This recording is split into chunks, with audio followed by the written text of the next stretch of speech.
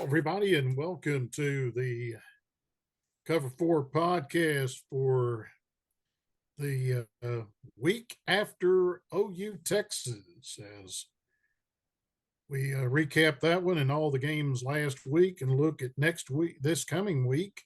I'm Jim Trickett, along with the guy who is gloating a little bit, that big win over Texas, Randy Gibson. And Randy, you and I talked about Saturday night after Mom and I got done with dinner out at Nukes, and you and Terry and Randall and Wendy and Luca were coming in. Typical OU Texas ball game. Wild. It was wild at the beginning and turned into a track meet at the end. Man, Jim, when we talked on the podcast the last couple of weeks, I said I expected about a 3 to 4 point game. It was. I said I expected a slugfest. It was. I knew that Oklahoma's defense was very much improved, and it showed. I knew Texas had the edge on special teams. It showed. Mm-hmm. There was a couple of surprises to me, actually.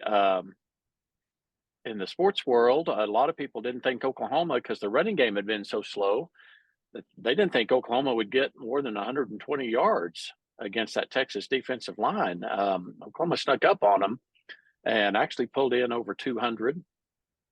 Of course, they did really good with their wide receivers. That's their best part of their offense. But they lost Andrel Anthony, the transfer from Michigan, for the season in that game, which wasn't even on a pass play. He was running a block for Dillon Gabriel on a quarterback run, and got hurt. So he's out for the year. You and I have talked about this.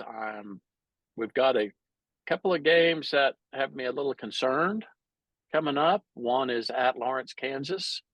And the Jayhawks, outside of their meltdown versus Texas, seem to be doing okay. And the other one is what could be a nice day, what could be a blizzard in November out here in Provo. But I'm gonna keep the crimson colored glasses on and say that we'll be headed to the Big 12 championship game for a rematch with Texas. I will disagree. There's two other landmines out there that you haven't talked about. One is a home game against a very much improved West Virginia ball club. And the other one is possibly the last game in Stillwater, the last Bedlam for a while. And Oklahoma State righted the ship last Friday night. We'll talk about that here in a little bit. But yeah, when you talk about Bedlam, it's like the Texas game. It's always, you just never know what's going to happen with that one, unfortunately. Right. Exactly. Especially in Stillwater. Yeah, especially in Stillwater. The game Saturday, I give credit to the Big 12 for sending their best refereeing crew out there for the ball game. David Alvarez, his crew called the game, and they kept a lid on it about like my friend down in Warner, he called the guy Johnny Biceps, talking about Mike DeFee, who is no longer calling in the Big 12. He is now, a lot of people have asked me and said, where is he at now? Well, he is now a trainer for Walt Anderson, former supervisor of officials for the Big 12. Walt was a NFL official. He's now one of the higher ranking guys as far as the NFL is concerned in the front office for officiating. And Mike has been a trainer for him. And he's also the supervisor of officials for Conference USA, and this year added the Mountain West.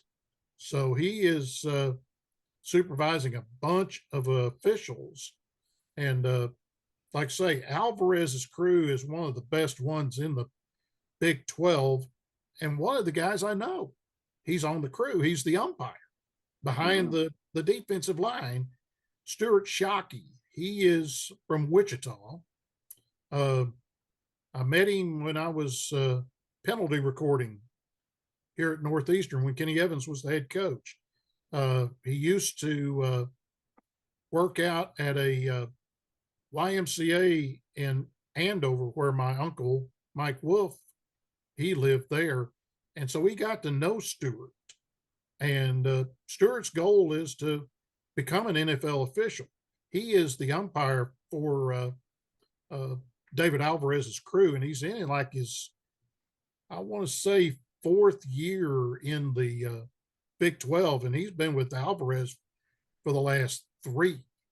Last year they didn't call any bowl games, but I look for them to get a bowl game possibly in the postseason. And again, I wouldn't be surprised to see them calling either the Oklahoma State game against OU or be out at Provo come November the 18th. You're going to see that crew at least one more time. That's great. And they were a good crew. I thought I thought they did a good job calling it. They did. You always have fans who, want pass interferences that maybe were or weren't. I thought they just let the guys go out and play for the most part. And I thought that was good. Yeah.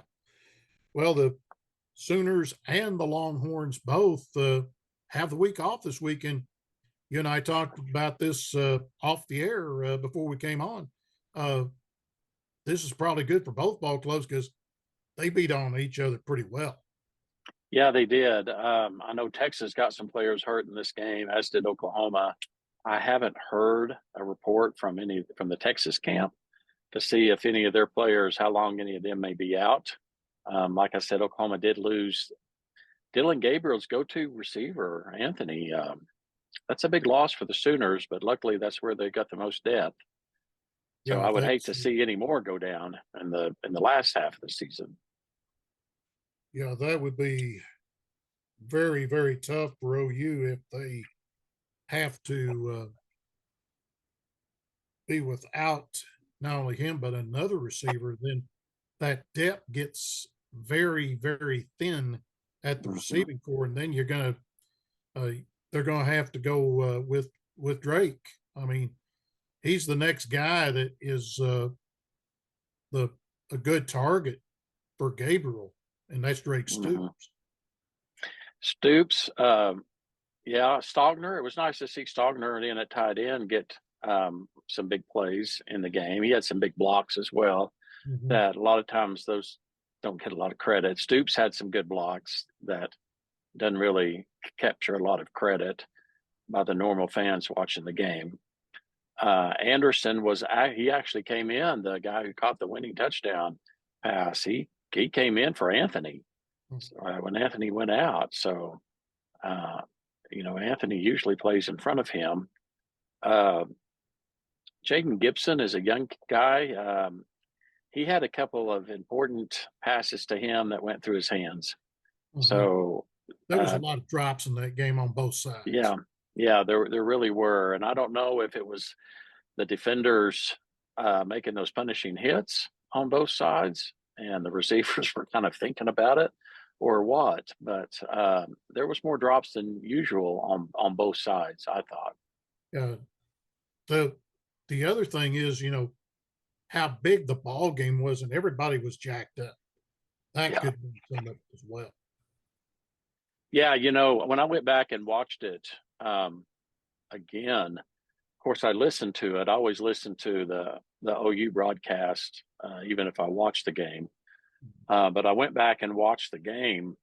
It was interesting. The crowd was so loud. It was hard. It was hard to hear the commentators, I thought, because all you could hear was the crowd noise. They had it up a little bit loud. And then again, maybe they didn't. Maybe the press boxes, they are open. Mm-hmm. It's open air where they're at, where Fowler and Herbstreit are at. I mean, there's no windows in there. They take them out. So they were getting the full uh, crowd noise, not only with the mics, the parabolic mics, those big things that they hold on the sidelines, and also coming into their mics as well up in the press box. So yeah, it's hard for them to be heard sometimes over that crowd noise, and it was very, very loud. Probably one of the loudest crowds down there in a while. It's been a while since I've recognized it being that loud. It's always loud, but Saturday just seemed like it was extra intense, extra loud. I really hadn't seen a game like that. It's been a long time. It's been a long time since I've seen Oklahoma, Texas get right down. Of course, when Oklahoma had Kyler Murray a few years ago, it got down to Texas had practically a walk-off field goal to win the game. Mm-hmm. And that one was pretty exciting. But outside of those two, I mean, OU Texas, it's always exciting, but that one just, I mean, it came down literally to the last play. We talked about this off the air too. Mm-hmm. When I went back and watched it, that last throw, that Hail Mary from Texas, it was close. One of those Texas receivers very easily could have bounced up, jumped up, and caught that ball and fell back into the end zone to one on a no time left touchdown. Yeah, very similar to a couple of years ago in the 6A Division I championship game down in Texas with North Shore and Duncanville, and North Shore pulled it off on the last play of the ball game, and down there they could look at it and make sure it was legit, because they do the NCAA rules in high school down there, and they brought in a Southland Conference crew, replay crew, to look at everything, and they looked at that last play, and the referee said, the call on the field is confirmed, touchdown, and North Shore won the 6A1 state championship. Yep. It literally it got down to the last play. I felt like OU kind of stunned Texas a little bit. They kept them on their heels in the beginning, especially. Yes. Texas kind of found a little bit of a rhythm, and then OU made some adjustments at halftime, kind of knocked them off their heels again a little bit. But then Texas kind of found a way to start moving the ball there in that last half of the third and into the fourth quarter. And Oklahoma they just did one of those miracle drives to go back down. Whenever he kicked the field goal, I thought, okay, well, this is it. This was a good one. But you have to, hats off to Dylan Gabriel to be in that atmosphere. First time he had played in the game. Of course, he didn't play last year because he was injured. Right. And a lot of people were waiting on him to find his season making moment, and he did it. Yep. Well, you have to look there on the other side. Quinn Ewers, he hit 19 straight and 20 out of 21 there in the second half. So there was a lot of where Texas got that rhythm after OU had control of the ball game, and they took it right back. They did. We were really hoping, if you remember right before halftime, OU got the field goal because it was tied, and they got the field goal and went up by 3.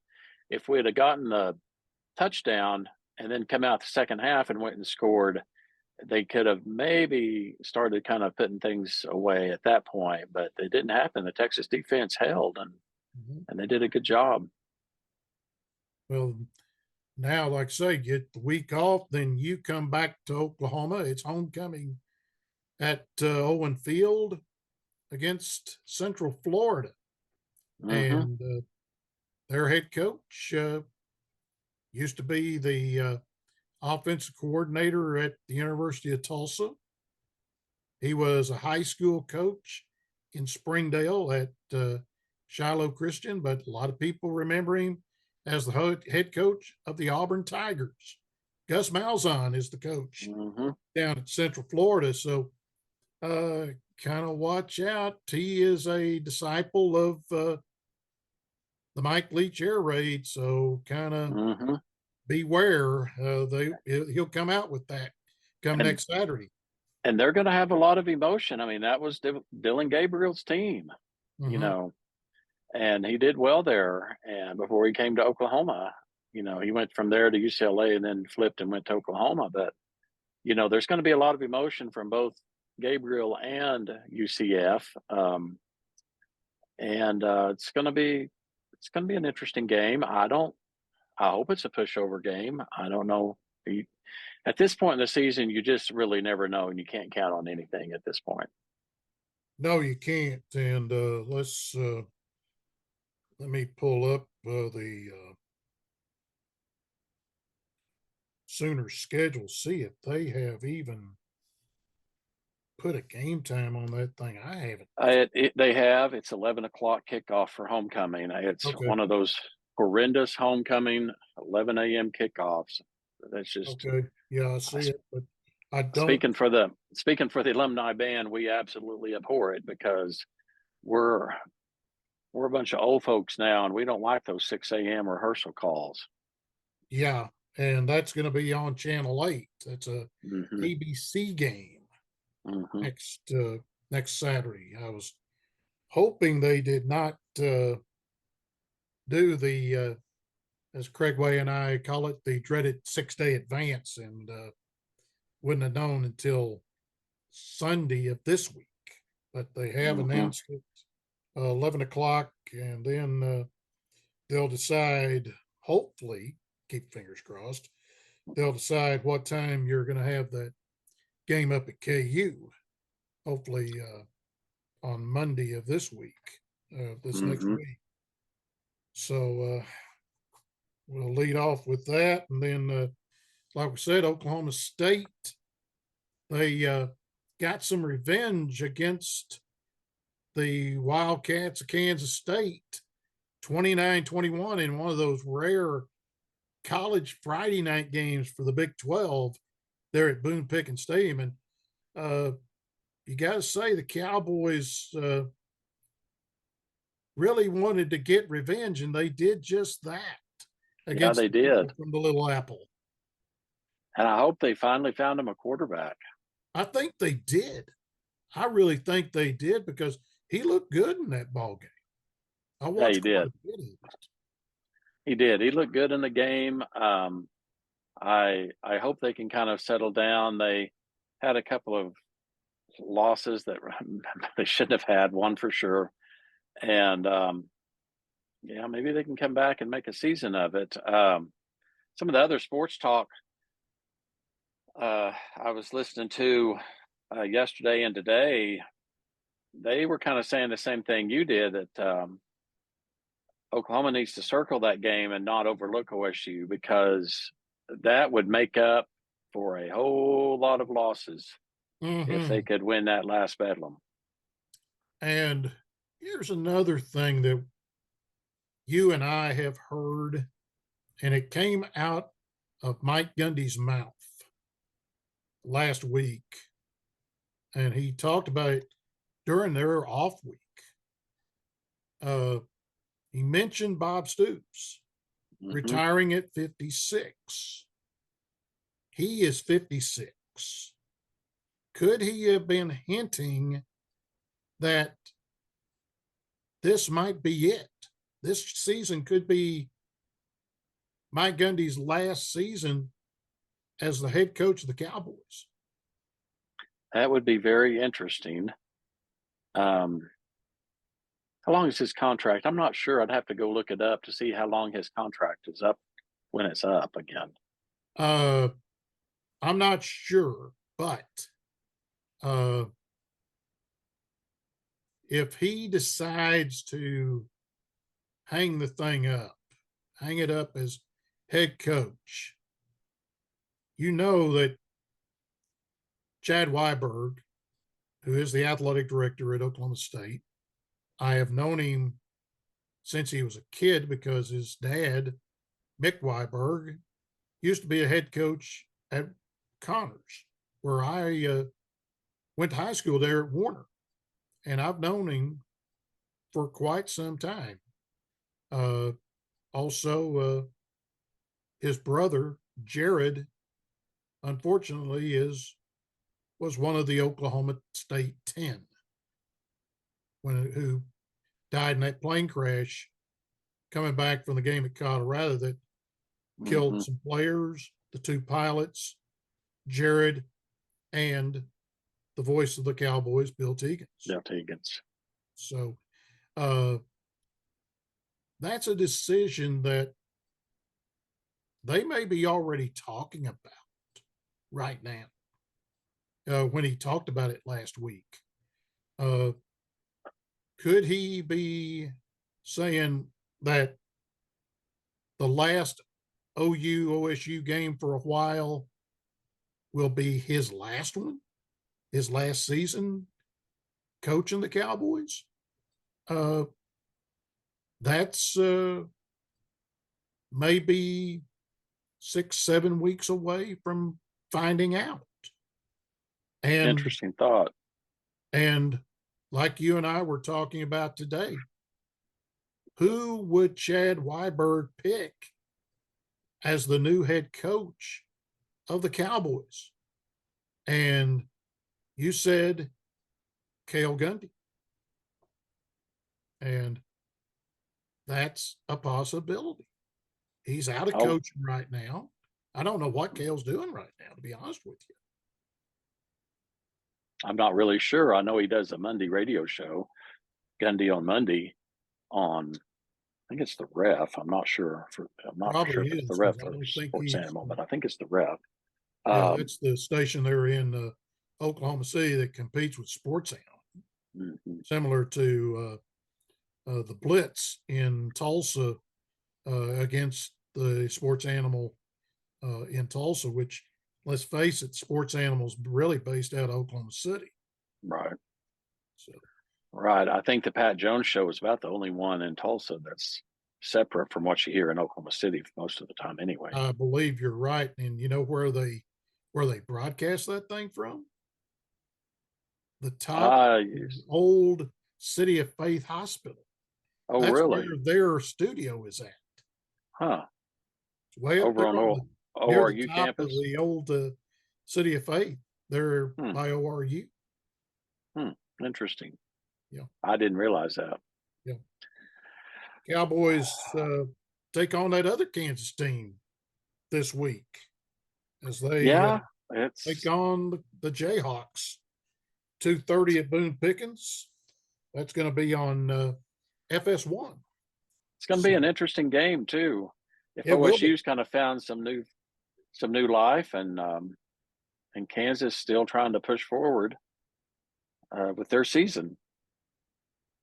I would say that Timmy B, Tim Brando, and Spencer Tillman, they may have that ball game Saturday.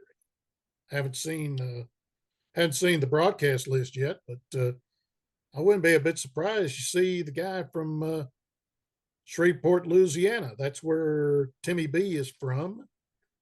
He will leave as he calls it, the Chateau Brando, and come up to Boone Pickens and work that ball game come Saturday. Wouldn't be surprised. He works a lot of Big Ten and Pac-12, but he also works some Big 12 games as well.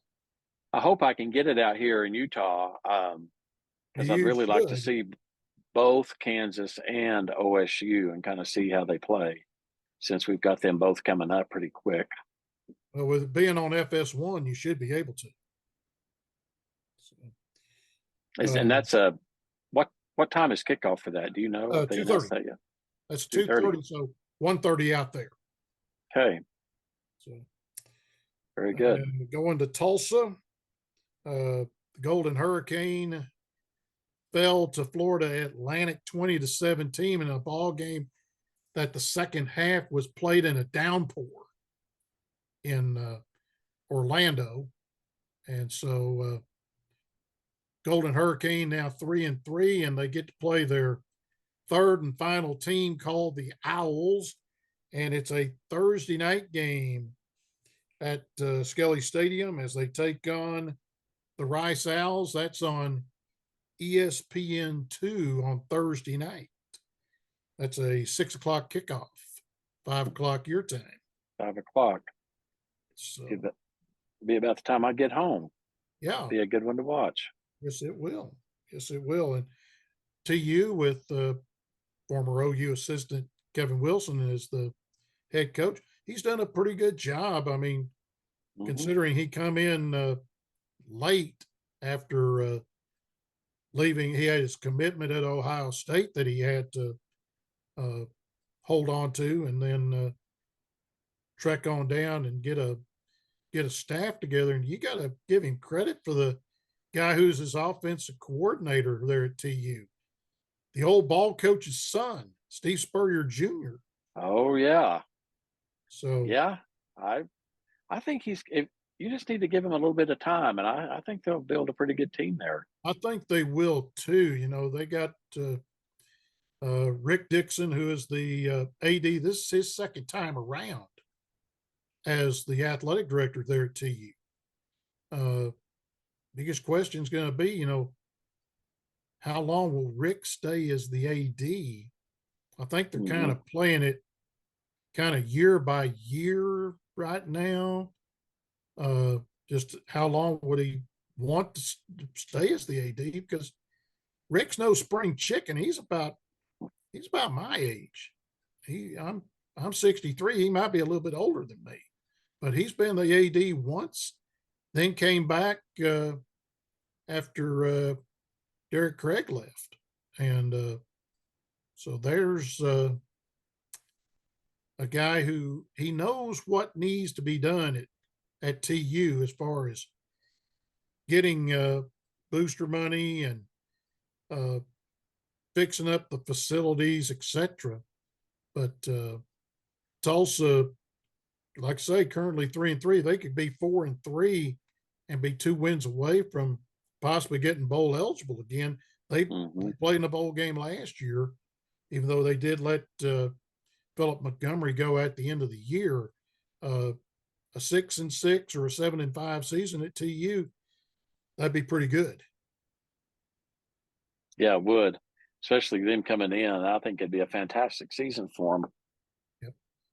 Well, the Razorbacks, my Razorbacks lost 27-20 down at Ole Miss, but they gave Ole Miss a ball game down there in Oxford, and now they complete the gauntlet by going to Bryant-Denny and taking on Nick Saban in Alabama. 11 o'clock kickoff, and it's homecoming at Alabama. Oh boy. Before 101,621 fans.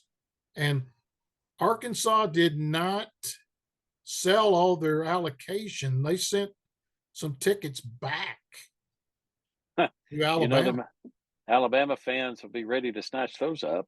They probably already have. I bet they're already gone. But Arkansas, they're just trying to figure some things out. I mean, it's been tough sledding since the BYU game. I mean, you lose to BYU and probably shouldn't have. Lost a 14-0 lead. Like they lost 2 leads in that ball game, and then you go in, you lose a heartbreaker at LSU.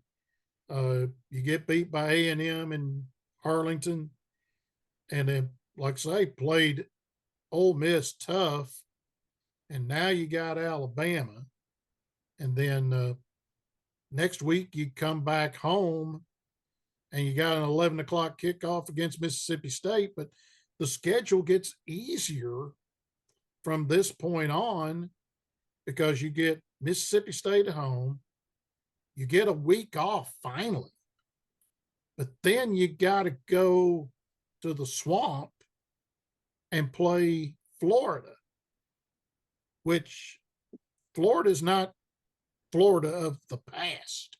Right. It's a gettable game. And the nice thing is, that's the last time you get on a plane because the rest of the games are in Fayetteville.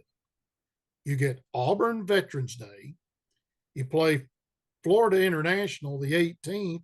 And then the day after Thanksgiving, you play Mizzou in the Battle Line game, a game that'll be on CBS. And I get to work that game in the production truck doing specialty stats. That's great. So, yeah, hopefully Arkansas, they kind of hit a rough go. Like you said, in all honesty, they shouldn't have lost the BYU game. no. Gave Ole Miss, I mean, just really a heck of a game, especially down there. Yes. And they've done okay. If they could have held on just a couple of those games, it could have been a whole different season for them. Really, it could have been a whole lot different. If they yeah. could have. I think if they win the BYU game, I think they win at least one of the games in the conference. Mm-hmm. But that didn't happen. Nope. So I'm just looking here at the future schedules for Arkansas 24 and just kind of give you an idea. They'll play in Little Rock against Arkansas Pine Bluff. So that's a gate game for them. They'll give them X number of dollars. Then the next week is a rare one. They go to Stillwater and play Oklahoma State. That is a rare one. Because normally Oklahoma State, usually back whenever we lived in Springdale, that was the opener. They play Oklahoma State and they would play them in Little Rock at War Memorial back in the day. Then the 14th would be the home opener in Fayetteville against UAB. You got to go to Jerry's place. This will be the last time they will do that against A&M. That'll be they're the designated road team. So unlike OU only having 3 games at home next year in the SEC because they're the home team next year at the Cotton Bowl against Texas. Right. So here are the 4 home games in the league next year for Arkansas with dates to be determined. LSU, which will be the battle for the Golden Boot, a rematch with Ole Miss. Texas comes back to Fayetteville. As a conference. And instead of seeing Alabama, who do they get to see? Big Orange, Tennessee. Headed to Fayetteville. The other 3 road games is go to Auburn to start Vegas, and then the Battle Line game against Mizzou. And the only other game is 23rd of November against Louisiana Tech. Well, I'll tell you, right now it sounds like next season's could be looking up a little bit for Arkansas. Yeah, it could. It very easily could. With the home schedule will be. I'll look forward to Tennessee. Yeah. Get to see Heupel and his guys play, and it's been a while since Tennessee has played in Fayetteville. Yeah, it's been a long time. Probably close to 10 years. in my thinking. I don't know. I'd have to look through the book and see when the last time that Arkansas and Tennessee played in Fayetteville. Mm-hmm. And then, see him, and then their broadcaster for Tennessee, Bob Kessling, who is one of the better SEC announcers. And I like listening to Sirius XM. They have 3 designated SEC channels on Sirius XM. It's 190, 191, and 192. And you can listen to different guys calling the ball games from those schools. I mean, you can listen to Chuck Barrett whenever Arkansas is on there. Mike Kelly does Mizzou, part of the legendary Kelly family that broadcast in Missouri. The late Dan Kelly, the legendary voice of the St. Louis Blues. And then Dan's son, John, is currently the Blues TV announcer. And I think Mike was Dan's brother, I think. That's what I'm thinking anyway. But he's part of that group. And they are excellent, excellent broadcasters. Kessling is a really good announcer. Hopefully I get the Auburn game, the 11th, and meet Andy Burcham, who's the voice of Auburn, who was the color guy who had to move into the play-by-play chair after the death of Rod Bramblett, the guy who called his 2 famous calls in his final year as the voice of the Tigers was the miracle of Jordan Hare, and of course the kick 6. And that and he, both times, Rod went out of his mind. I mean, in both calls. And you could, if you can pull up those 2 calls on, I bet you could probably pull it off of YouTube and hear those calls of the late Rod Bramblett. And hopefully I can meet Andy, and maybe, just maybe, I can get a couple of those helmet stickers that they wore that year. It was the old time microphone with the RB on each side, R on one side, B on the other, to honor Rod after that tragic car crash. He and his wife got rear-ended at a intersection there in Auburn. And so hopefully maybe I'll get to do that come November the 11th. I hope. Keep my fingers crossed. Well, let's talk about the Redmen. They got one. They got one up. Congrats to Coach Eckert. He got his win finally. Yep, 28-13 over the Blue Tigers. And he was pretty happy yesterday down at the quarterback club meeting. And down he was. Had a good crowd. Kids were out for the Indigenous Peoples Day. You want to call it Columbus Day? Yeah, go ahead. But his 2 kids that are in school, Eli and McKinley, better known as Mac, they're twins. And they were there along with JJ's wife, Amanda, and his mom and dad were there too. Tom shows up, and yesterday Teensy was there as well, and all of them were pretty happy. In fact, everybody's pretty happy with the win. Sound like they, from the way JJ talked, sound like they played a as close to a complete game as they've played all year. Good.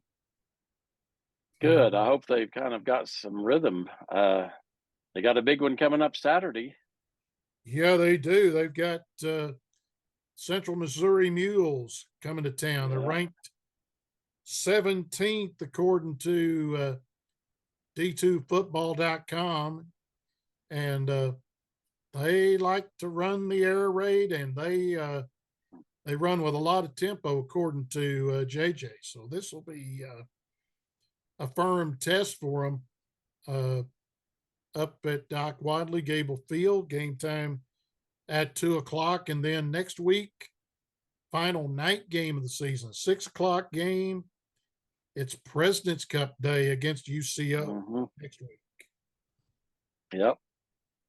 And we get done with one local team. We turn the page, go to high schools, and Tahlequah Tigers pull off a 24-21 come from behind win against Booker T. Couldn't believe that Friday one. Night at home.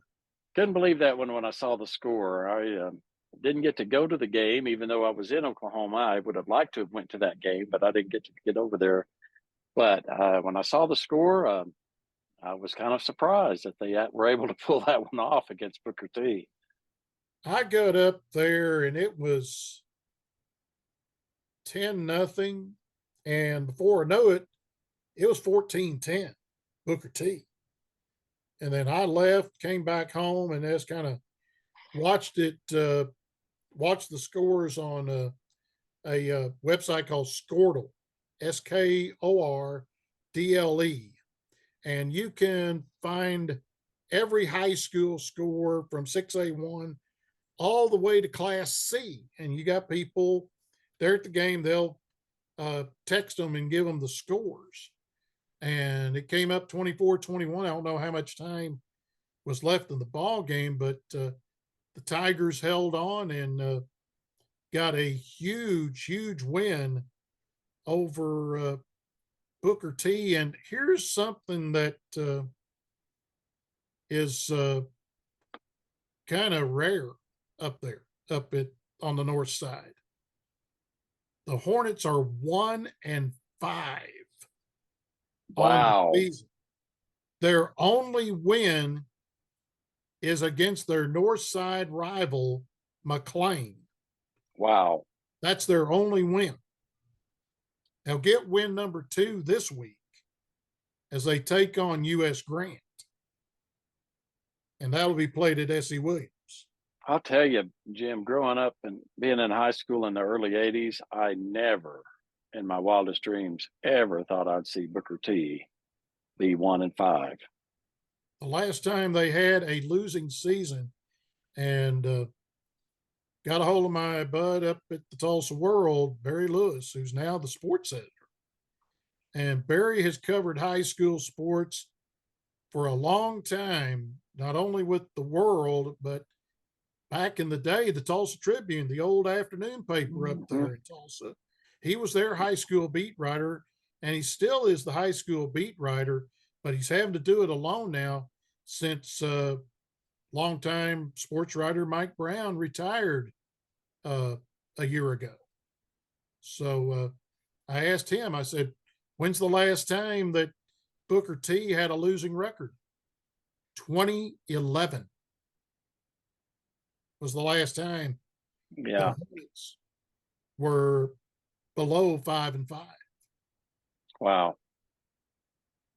So you know that the people up there on the north side, they cannot be happy because they should win this week, but then they have to go to Muskogee, not to Indian Bowl, but to Ruffer Village and take on the Ruffers, who we see come Friday night.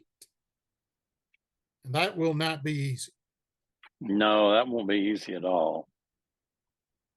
Travis Hill has got the Ruffers going in the right direction, and they could be the favorite to hoist that gold ball come the first week in December. Really? They could be the ones hoisting that gold football at Wantland Stadium in Edmond, where they're playing the state championship games now. which is at UCO.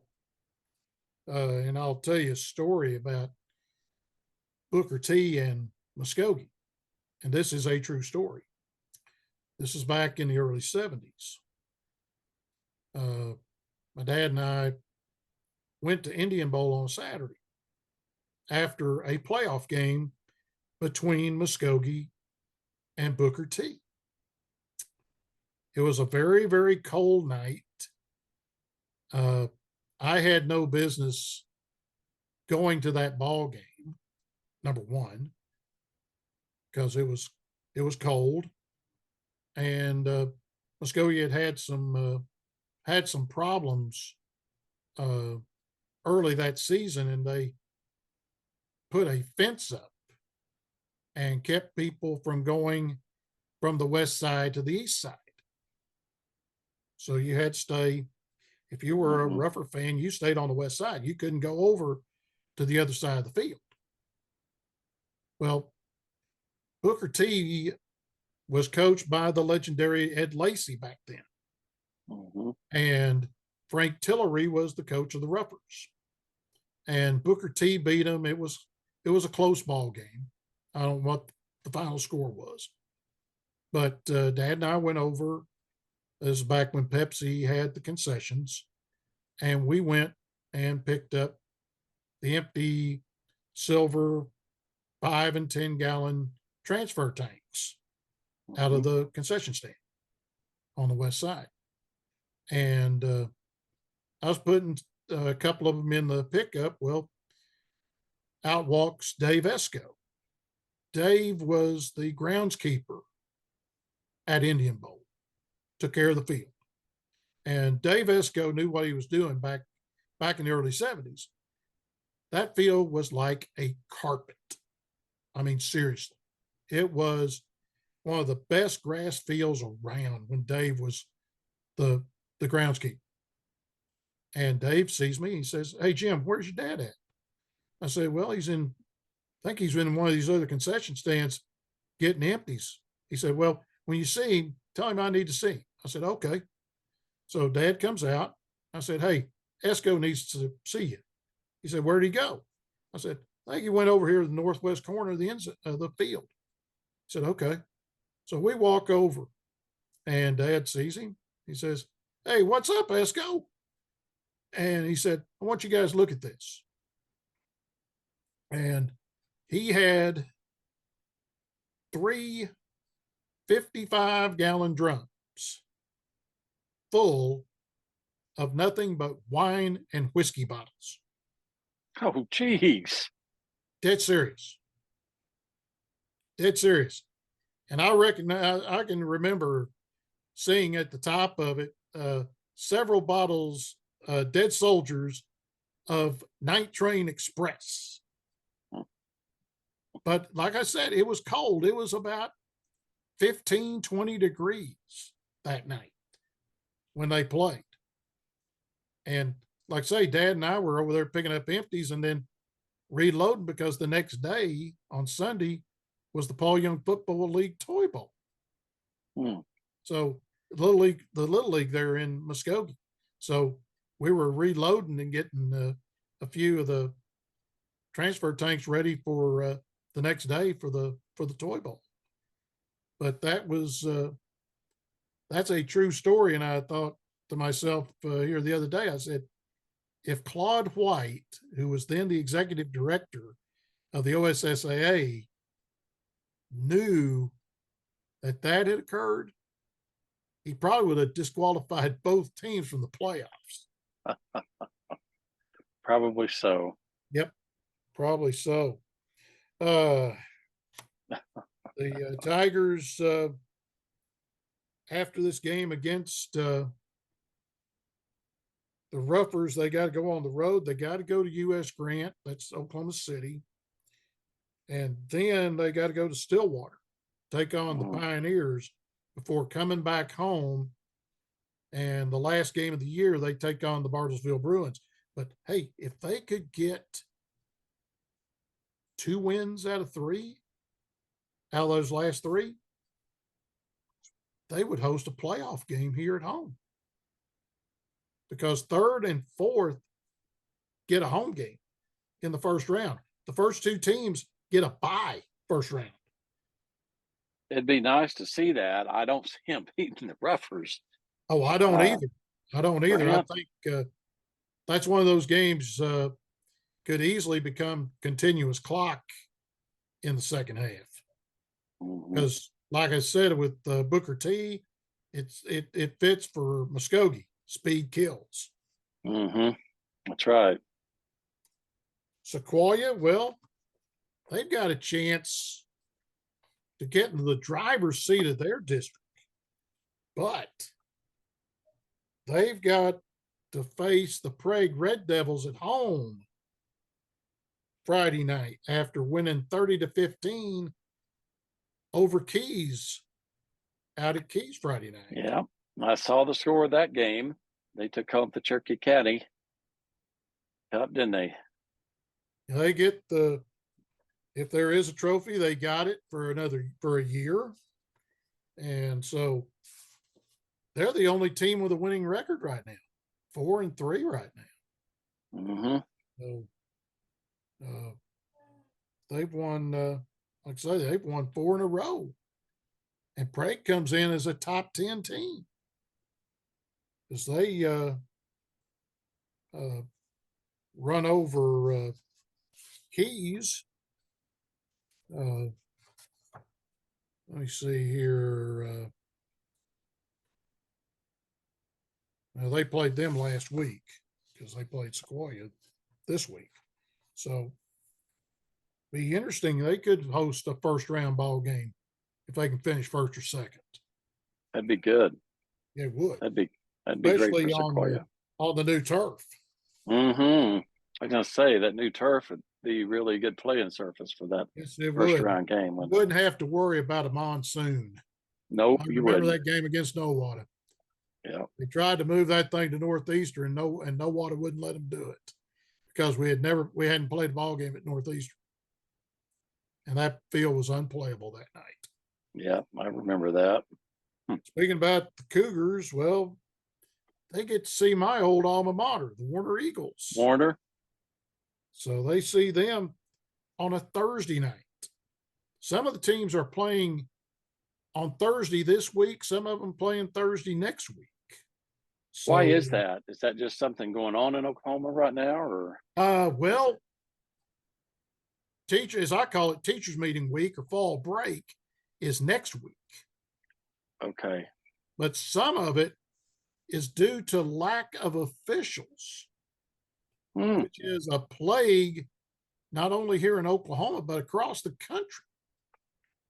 There's a lot of states that are begging for officials because a lot of them are, retiring, number one. But number two, the fans have just been so bad, Oklahoma included, that they're not one to call. Even though, you can make anywhere from $100 to $120 a ball game, depending on the school.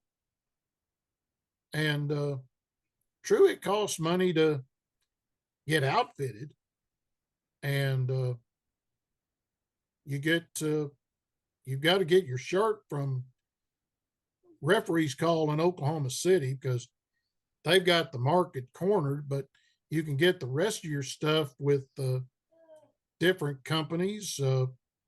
I look at not only Referees Call in Oklahoma City, but Umpire. There's Jerry Davis, who is a former Major League umpire. Honings. They supply a lot of the states up in the northern part of the United States.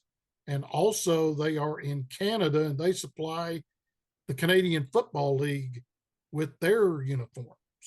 Oh, is that right? Yeah. Do they really? Yep. So, and speaking about Canadian football, you got a guy from close to Tahlequah playing up in Canada. played at Locust Grove, Mason Fine. He plays for Saskatchewan Roughriders, but right now he's been hurt for about the last over a month. Suffered a pulled hamstring against Montreal, and he hadn't played since. And I know he's back on the active roster, but they've got a few games left to go, and they've got a chance to make the playoffs. But they would have to play the Western Semi in Vancouver, and then have to face Winnipeg in the Western Final to get to go to the Grey Cup. So, but anyway, Cougars, like I say, they'll have to play down in Warner Thursday night, beginning at 7:00. Eagles lost to Henrietta 43-0 last week. So both teams looking for a win, and then the Cougars back home next Thursday night. Not easy. Got to face the Vian Wolverines. So that'll be a tough one. Hulbert still looking for win number 1, and they got to go to Ketchum to take on the Warriors before they head back home and take on Wyandotte next week. That'll be their final home game of the 23 season. So that wraps up how high school football is around the area. Take a look at some other college football. What about SC being pushed to 3 overtimes against Arizona? Well, it's that Speed D Alex Grinch defense. Like to did them in again, Tim. We at Oklahoma know that. We've seen that movie way too many times. You've seen that. You've seen. We've seen this fish before. Yeah. Now, tell me if I saw this right when I was watching the highlights of that game. Did I see Caleb Williams on defense in that third overtime? I don't know. I didn't see that. Now you can double number. Right. I saw a number 13. But they could have a 13 that's on defense. I didn't know if that was actually. Some of the people said, some of the social media folks were saying that it was Williams that came in and made that play on defense because they said he was playing. And I wasn't sure if that was somebody mistaken and they just had 2 13s, or if that was really Williams that came in on defense. I'm going to have to look that up and see. Hang tight. Let me go to. But when I saw that, I thought, don't tell me that Williams is putting that team completely on his shoulders, both sides now. They have 2 13s. You have Caleb Williams on offense. Mason Cobb is the other number 13. Inside linebacker, 6 foot, 235 senior from Provo, and he transferred there from Oklahoma State. Interesting. From Provo to Oklahoma State to SC. Social sciences is his major. I'll be darned. But yeah, that's looking here. Like I say, 6 foot, 235. 3-year career at Oklahoma State, 20 to 22. Had 106 tackles, including 16 for loss, 3 sacks, interception, PBU, a forced fumble, while appearing in 31 games and 13 starts. I remember him. I remember that name, playing for Oklahoma State. Transferred to SC in the spring of 23. I just kind of see it. I don't really go out searching for it, but I do see it. some of the SC fans are not as excited this year as they were last year uh, with these close games. I think I mentioned, Jim, a couple of weeks ago, I made a comment on a social media thread, and I had an SC fan respond back to me, ask if we wanted to take Alex Grinch back. I said, no, thanks. You can have him. We'll Yeah. keep Venables. And here's the crazy thing about it. That game was at what Chris Berman calls the mausoleum. That was at the Coliseum. Really? Yes, sir. I know what those fans in the stands were feeling. Mm-hmm. I've been there and seen it when we've won and when we've lost those close ones. Yep. Like that. Could it been that they were looking ahead? I imagine so. There's the great Cajun cook and comedian from Louisiana, used to be on PBS, Justin Wilson. Justin Wilson. He said this about LSU traveling to play that girls' school at South Bend called Notre Dame. That's who they've got. Yep. Saturday night on yep, and that's a game I'm looking forward to watching, Jim. That's on NBC because that's a home game for the Fighting Irish. I look for USC to come up with their first loss.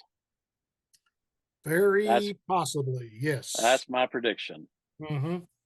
Then the schedule is Utah at home, go to Cal, Washington at home. Then they've got to go to Eugene and take on Oregon. Then the rivalry game against UCLA, and that is their home game, so it's at the Coliseum. Their eyes are going to be opened when they travel to Eugene. I think that's my prediction. It could get opened against Washington the week before. Yep, they're fortunate that they've got Washington and Utah at home. And I didn't get to see the Utes last week. Was Cam Rising back in the picture, or is he still out? I'm not sure. I didn't even get to see if he was or not. I knew he was supposed to come back soon, and I didn't know if it was last week or this coming week. But if they get him back, they'll give him a rough time. Yes, they will. But the fact that Cam hasn't played all year is definitely to USC's benefit. Washington, they're no slouch. No, they're not. They're going to have their hands full. Yeah, and and against Oregon, I don't see them winning in Eugene. And I don't either. I see Notre Dame upsetting them on Saturday. Mm-hmm. That'll be it's not my lock of the week, but it's a prediction. Colorado got a win at the gun, kicked a field goal. It was 50 seconds left when Arizona State tied it. They were playing in Tempe. And then Colorado marched it down to get it close enough for their kicker to bang one through with 12 seconds left, and they beat the Sun Devils 27-24. So, Coach Prime, that's fourth win. People that bet on the over and under of betting the over of 3.5 wins, you can walk your way to the pay window. Mm-hmm. Sure enough. Like you and I have talked about early in the season when they got on that roll early, they got a chance to win 6. If they win 6, they get to go to a bowl game. Yep. Yeah, they do. That How would, exciting for the Buffs. That would be and great. here's the other thing too. You know, you get to 6 wins, you get bowl eligible, and you get to go to a bowl game. That's 15 extra practices Mm-hmm. on top of the 20 you get for spring ball. Mm-hmm. So, yeah. Makes a big difference. Huge And next, difference. you know, in Colorado next year in the Big 12,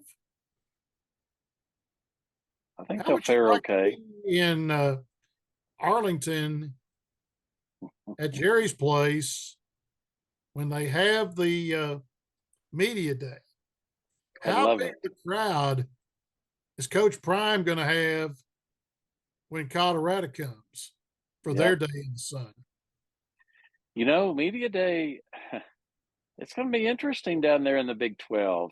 Um, they'll have Willingham from the Utah Right? down there with them now. It was interesting last year having the four newbies. Now they're going to have Utah, Arizona State, and Coach Prime down there with them too. Yeah. It's going to be a lot of fun. It will be. Yeah. It will be. You can bet I'll still be watching the Big 12, even though my team's moving to the SEC. Mm-hmm. Yeah.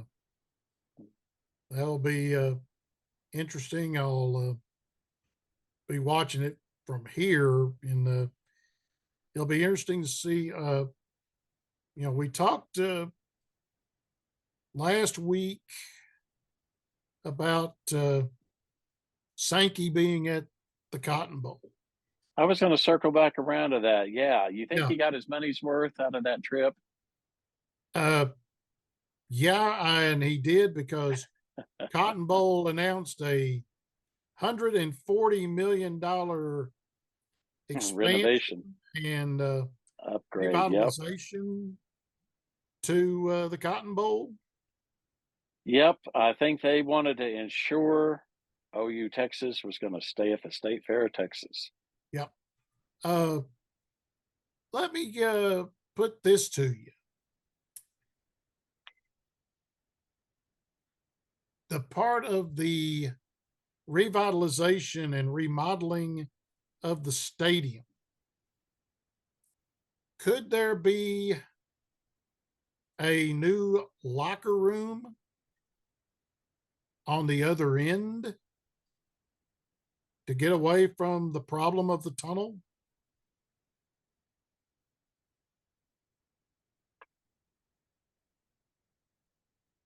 I don't know. That tunnel is as much the tradition as the corn dogs, the state fair, and the bowl itself. Mm-hmm.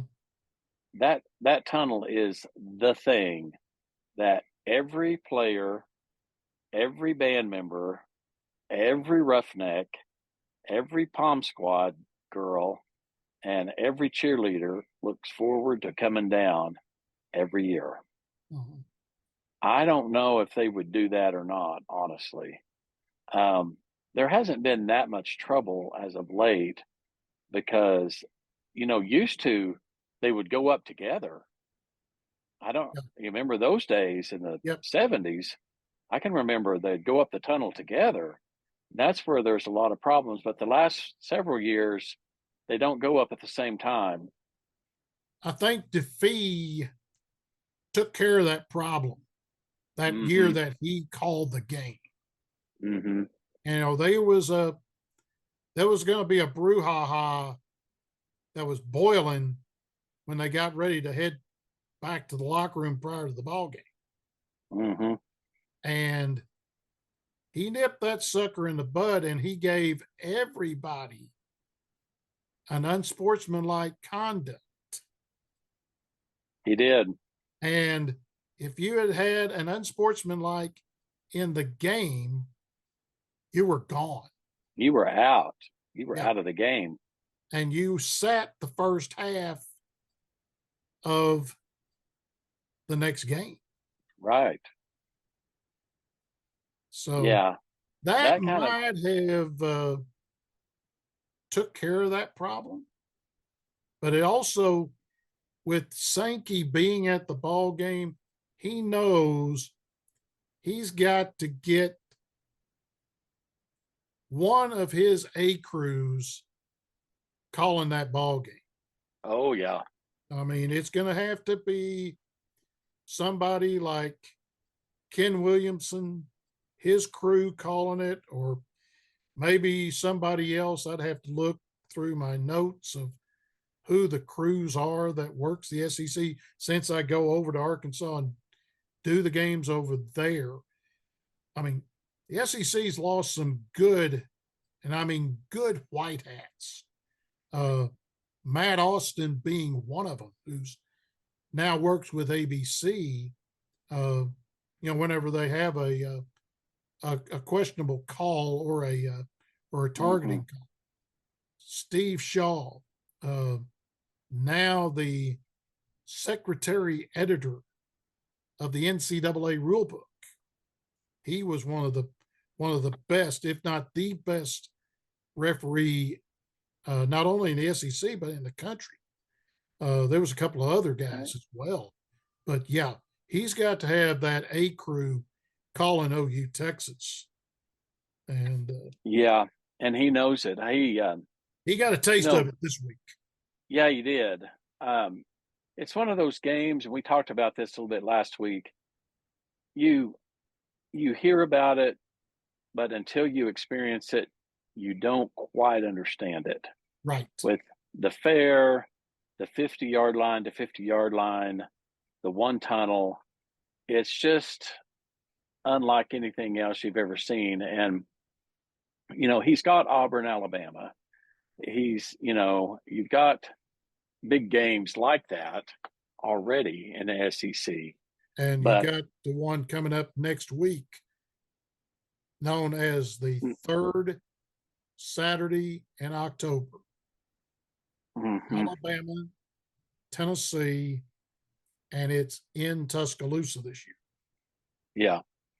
Also, the world's largest outdoor cocktail party, Georgia, Florida, at Jacksonville, which possibly could go back to being home and home for 2 years, because they're going to be doing some remodeling and some other stuff to the Gator Bowl where they're playing it at. And now he's going to add OU Texas and the Red River rivalry to that. Mm-hmm. Wow. October for SEC, it's always good. Next year, it's going to be even better. Yeah. Adding OU Texas in there. And all the SEC games will be under the ABC ESPN umbrella. There's after this year, after that Arkansas Missouri game in Fayetteville, that's the last regular season. Well, one of the last regular season games on CBS that Friday. But then that next day will officially be the last one, because good and well Auburn and Alabama will be the last one that they do, because the next week is the SEC championship game down at Mercedes-Benz in Atlanta. That'll be interesting. If OU happens to they don't get to go to Arlington, they got to go all the way to Atlanta. Yeah. That's very true. Mm-hmm. Yep. So, Arlington is kind of a home game for OU a lot of times. It is. It really when they play down there. But then if you go down there, you could see Georgia, you could see Tennessee. They're going away from having the divisions next year. So it's going to be just like the Big 12. It's going to be, the top two teams in the league playing on that first Saturday in December. Yeah. It's going to be interesting. I mean, I play in Georgia down there, like you said. Mm-hmm. That's going to be that would be an interesting championship game if OU could make it into that thing. Mm-hmm. Well, I'm thinking next year, I think you got to make, oh, 2 road trips for OU. I think one of them's got to be the Grove. Oh yeah, would love to see a game there. There and I don't know. Do you go to the Plains and go to Auburn, or do you go to Death Valley? Oh boy, I've heard some Sooner fans talk about that, and uh, actually some sports guys who are in the professional sportscasting world have talked about that. They said Death Valley would be fun, but they're a little nervous to go there. Especially a Louisiana Saturday night. Yeah, that's what I've heard. I think I'd be a little bit more comfortable in the Grove, and I don't know when it's going to happen, but the game where I want to go watch Oklahoma play is at the Swamp. Yeah, you want to go Florida. I want to go to Florida. Mm-hmm. I've always wanted to go see the Florida Gators play. And the only time I almost went, had a chance to go and didn't, was whenever we played them for the national championship. And they wound up beating us. That was with Tebow Bradford in the Orange Bowl. But I've always wanted to you see would not game. have seen it in Gainesville. That would have been No, it'd been in Miami. Yeah. I've always wanted to go to see a game at the Swamp, even if it was in Oklahoma, just to go see the Gators play. Mm-hmm. I've always kind of liked the Gators anyway, so it would be a fun one to go to. It would be. There's going to be a lot of fun trips. Yeah. When OU gets in the SEC next year, Yeah. I'm hoping, if since they're playing Tennessee next year at home, I'm hoping 25. I would tell you to go to Knoxville. I would love to go to Rocky Top. Yeah, I've sent you the pictures of probably the Southland marching toward Neyland. Yes, that would be something to see.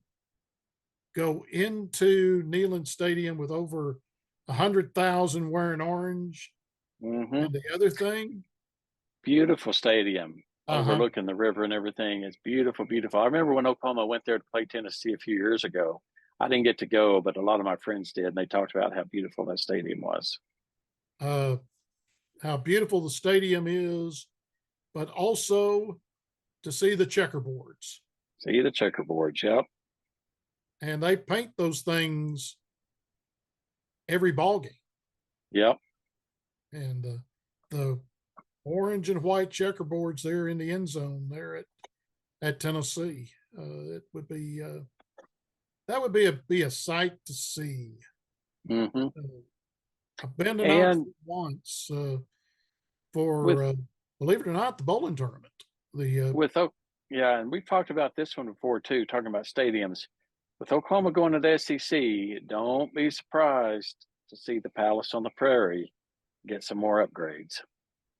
Yeah, and I think it's not only we're talking about the west side with the knocking down the press box and hopefully improving it, but I think the east side sees something too. East side has those beautiful suites, and then they added the south end zone suites, but there's room for more seats in that south end zone. Mm-hmm. And I even heard talk of them expanding those east side suites around into the north. Mm-hmm. Yes, I could see them doing that too. Yeah, I could see them even expanding in the north end zone too. I could too. Make it another stadium in the SEC with at least 100,000. I think you're going to see Oklahoma head that way. Yeah. Now. Yeah. Especially when you get the check every July from the SEC, and it's going to be probably between 50 and 60 million. And that's not just OU, that's to every school in the league. Right. So I think we have pretty much covered everything and then some this week for the Cover Four podcast. We can talk about gearing up for the ball game next week against UCF, since OU is playing Idle this week, and Idle is favored, I heard, by about 17 right now. Review the three teams that are playing this week, talk about NSU and also our area high schools, as it's almost getting down to cases, as we've got 3 weeks left in the high school season and getting ready for the playoffs.